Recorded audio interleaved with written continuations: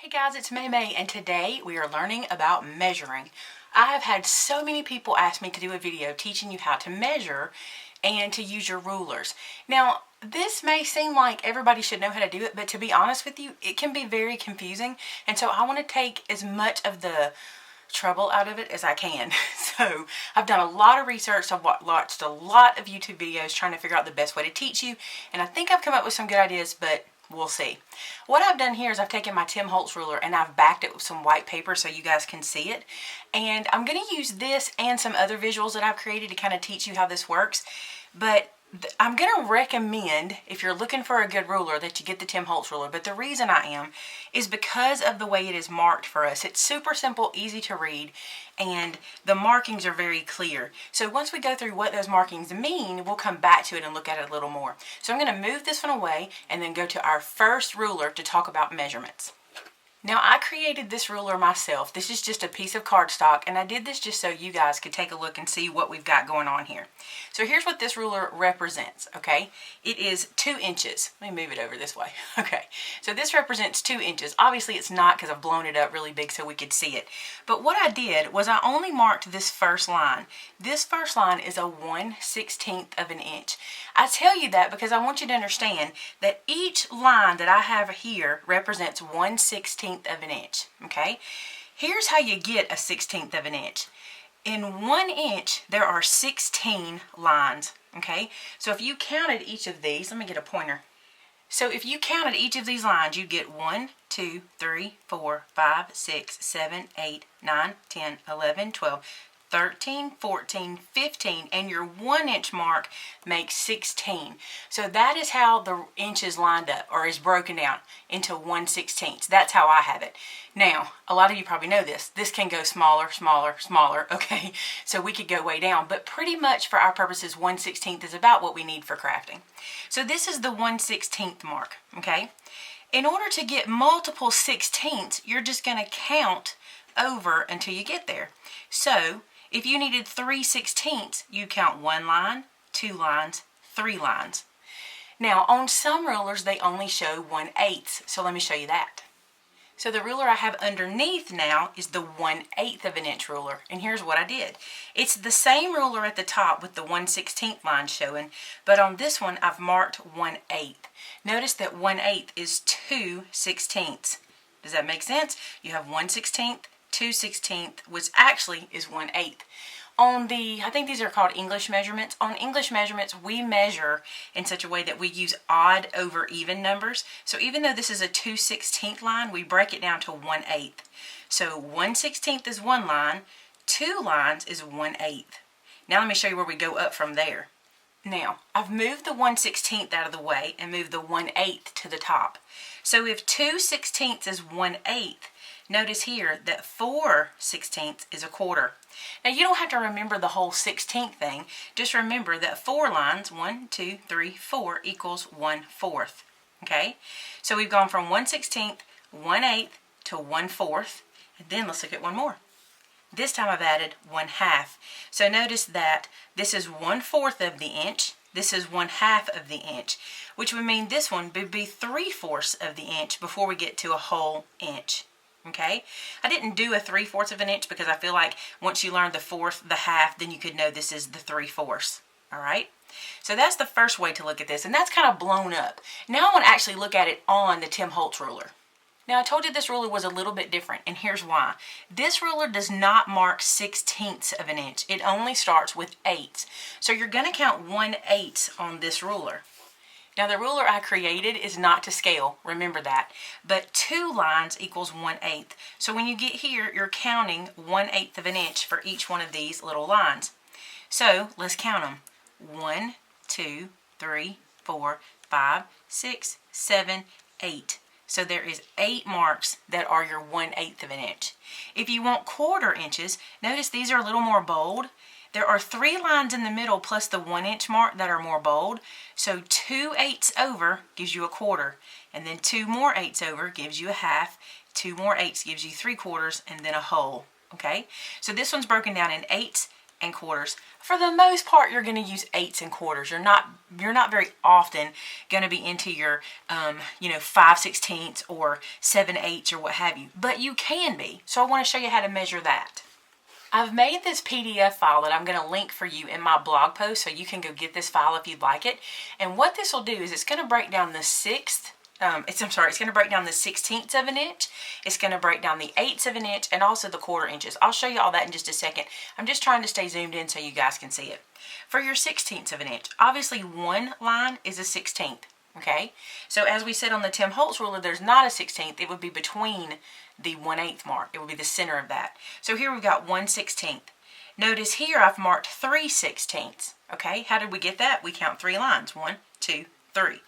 Now on the Tim Holtz ruler, you can't do it that way because you have 8ths here. You don't have 1/16. So you would have to count your 8ths to get yourself to 3/8. And it can be a little confusing, but if you can stay out of the 1/16, you're okay. If you can use this ruler in 8ths and quarters and you'll be fine. All right, so this is 3/16. Then we count 5. 1, 2, 3, 4, 5. That's 5/16. All right, I'm going to move this sheet up. If you need 7/16, 1, 2, 3, 4, 5, 6, 7/16. This one is 9/16 just by counting 9. This one is 11/16 just by counting 11. We'll move up again, and it keeps going 13/16 and 15/16. So 15/16 is the 16th before the 1 inch mark. I know it seems confusing, and that's why I created this PDF, because if you have this file and you put it near your craft table, wherever you're crafting, you can reference this and go, okay, I need 3/16. I can look at this and find my 3/16 mark and know to count 3/16 to find it. Okay, let's look at the 8ths. I did them on this side of the page. So here's your 8ths. 2/16 equals 1/8, so there's 1/8. 3/8 is here. This one is 5/8, and if I slide it up where you can see it, this one is 7/8. Okay, so you can have this for reference as well. Now let me move up here. Here are our fourths. We have 1/4, 1/2, and 3/4 before we get to a whole.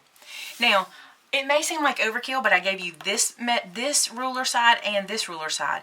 If you need to make any notes of any kind, you could use this ruler. Like if there's a certain measurement you use all the time, say if you have a certain card you like to make and it's always 3/16 and you want to mark that over here or something like that, you could use it for that. Or you could always use this ruler and bring these numbers up so you're just looking at one ruler at a time. But this way you can specifically go to the one you're looking for. Like I said, this will be linked in a blog post for you guys. Now I want to talk scoreboard, and I have this zoomed in very far. This is the Martha Stewart mini scoreboard, and like I said, we're zoomed in real far, but I want to show you this. This scoreboard also works in 8ths, just like our Tim Holtz ruler does. You have 1/8, 2/8 here, which is a quarter, okay? 3/8, 4/8, 5/8, 6/8, 7/8, 8/8. All right, so each one of these marks represents 1/8 of an inch. Now when you look above it, you have a dot on certain lines. That is your 1/4 and your 3/4 mark, with your 1/2 inch not having a dot above it. So that's just the way you can look at this. If you need to do a 1/8 inch score, a 1/4 inch, that's what all these marks are. They don't represent a 16th on here, so don't be confused because these lines are kind of close together. They're not a 16th. A 16th is actually very tiny and very close together.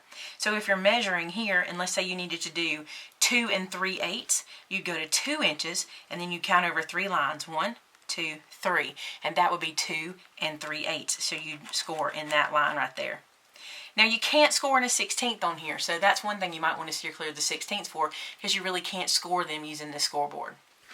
Now let's talk about your cutting board. This is my Fiskars cutting board. Now it is set up in 1/16 of an inch, which is really cool. I'm going to come over here to the 1 inch mark. We're going to ignore this portion right here for now. And if you'll notice, there's an inch mark and then a little tiny mark and then a bigger mark. That little tiny short mark is a 16th. So if you need to cut in 16ths, you can. So let's say you needed to cut 1 7/16. You would just count 7 of these little lines. 1, 2, 3, 4, 5, 6, 7. So you'd be cutting right here, 1 7/16. If you needed to cut 1 9/16, you'd count 9. Whatever you need to do, you count that little line. Now if you're going to count 8s, you're going to come up here to this line that's a little bit longer. That's 1/8 of an inch. And you're going to just count those. Let's say you need to do 3/8. It's 1, 2, 3. So there's 3/8. Now on this particular cutting board, these square pieces are your 1/4 of an inch marks. So each one of these longer lines is 1/4 of an inch, with the middle one being the half point. Makes sense, right? You can look at the top and it kind of makes more sense. 1 inch, 1 1/4, 1 1/2, 1 3/4 before you get to 2. Now, if you're cutting on one of these cutting boards and you get a little confused by working on the right-hand side of the blade housing here, or the blade, here's what I want you to remember. Your 1 inch mark is here, and it measures from this edge where you will cut, okay? So if you're lined up your paper here back, that is 1 inch away, okay? Now, if you line your paper up from this cutting line to here, that is also 1 inch away. So that's what this is, kind of a center point. Okay, and you can go all the way up to 2 inches on my particular board. But for here, you can see it's 1 inch out here, and it goes back 1 inch here, and it starts to measure from the cut point. That may not matter on your board, but just in case you're interested in how that works, because I sometimes will put paper on this side and move it out here. That's 1/4 of an inch. Here's 1/2 an inch. Here's 3/4, and here's 1 inch. Sometimes I'll do it that way, just depending, and work on it in both directions. Now, I wanted to come back to the Tim Holtz ruler, and I'm not as zoomed in, but it won't really matter so much because I wanted to tell you this. The ruler actually comes out a little further than what you're seeing, but I couldn't get it all in the screen and stay very close. So you're seeing about 11 inches of it at this point. This ruler has 1 through 12 on the top, broken down in 8ths and 1/4. Okay, at the bottom of this ruler, it has a 0 in the center, and a lot of times people don't know what that is for, but the reason is if you're centering a card or centering a sentiment or something like that, this is the center point. So let's say you did a card and it was, I don't know, a 4x4 card, and you wanted to get the center. You know, you put the 2 inch and the 2 inch on that card top, and this will tell you right where the center is. So this is like to get your center point, and it goes from 1 to 6, from 0 to 6 and from 0 to 6. Now you also notice these little dots in here. There's little bitty dots. That's for making perforated paper. And just while we're talking about this ruler, there's a metal edge on this side and not on this side. This metal edge is for you to use your blade, your cutting blade against, and this little beveled edge on this side is to give you a better tracing area, better marking area. This wasn't really so much about the Tim Holtz ruler. I just wanted to show you how easy it is to use. The other thing I want to point out, and we're going to zoom in for this. Now, Tim Holtz ruler or not, if you're using a clear ruler like this that has the grid marks, you can measure on the inside of your ruler as well. If you needed a 1/4 inch square or a 1/2 inch square or a rectangle in this length, you can lay paper underneath here because it's clear and use these interior markings too. So that just helps you out if you need to cut like squares, or if you need to measure something that you sit on top of. Like if you're measuring a 1 inch square, you could literally sit this on top and measure if it's a 1 inch square just by looking through it. And that works on fabric markers, that are clear rulers too. Now, why does learning all these measurements matter? Well, obviously, whenever you're making a project, you need to be able to count your measurements, especially if you're designing something and you're having to know if I can do a 7/16 or a 9/16 kind of thing. But also because of this. This is 2 cards that are A2 size cards. This one, notice I have 1/4 written here.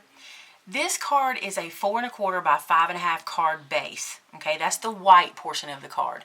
This brown portion is cut 1/4 of an inch smaller, which means it's cut at 4 inches by 5 1/4. Then the orange portion is cut another 1/4 of an inch smaller, which means it's cut at 3 3/4 of an inch by 5 inches. So when you cut things down a 1/4 of an inch smaller, you actually get an 1/8 of an inch mat. Let me show you. This is my Tim Holtz ruler, still with the white paper in it. But when I lay this down, you can see that I get an 1/8 of an inch mat. The reason is we're taking off a 1/4 of an inch, but we're centering that piece of paper. So that means we're going to get that 1/8 of an inch mat all the way around. So this is if you cut 1/4 of an inch away from your original size, a 1/4 of an inch down and a 1/4 of an inch down. This is the look you get. Now let's look at it if you do an 1/8 of an inch, which is different, but it's still very cool. This card is the same size card, okay, that we just showed you, but this first mat, this brown mat, is cut 1/8 of an inch smaller than the card base, and the orange mat is cut 1/8 of an inch smaller than the card base. Now, I don't know if I said this, but it's important that you do that 1/8 of an inch cut on 2 sides, so the length and the width need to be cut an 1/8 of an inch smaller. When you do that and you mat these centered, you get a 1/16 of an inch gap between them. And see how pretty that is? I think if you're working on a real classy card, if you're looking for a wedding invitation or something that's really classy, this thinner matte is very, very rich, and it makes the card feel very rich as well. Now, this is just my opinion. You might like the 1/4 of an inch better. I just like the look of that.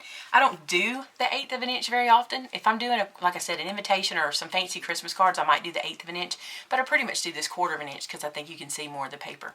So there you go, guys. That's the best way I know to teach you how to measure, and I hope that worked for you. If it didn't, never fear. I'm going to have this PDF available for you. There'll be a link to a blog post that'll have this where you can print it out, and you can just keep it on your desk, and that'll help you. Just please remember that this is the 1 inch mark, and this is your what you're measuring inside, and this is not to scale. So if you're thinking, this girl's crazy, that's not an inch, you're right. It's not an inch. It's not to scale. It's bigger so you can see it and know what you're looking for on your ruler. Hey, thanks so much for joining me, and I sure appreciate you guys giving me your suggestions for videos. If there's something you'd like to see me show you how to do or tell you how I do it, leave a comment below and let me know something that maybe you've been questioning, or how something works. I hope you guys have a great day. I'll see you again on Wednesday for some more crafting fun. Talk to you soon. Bye-bye.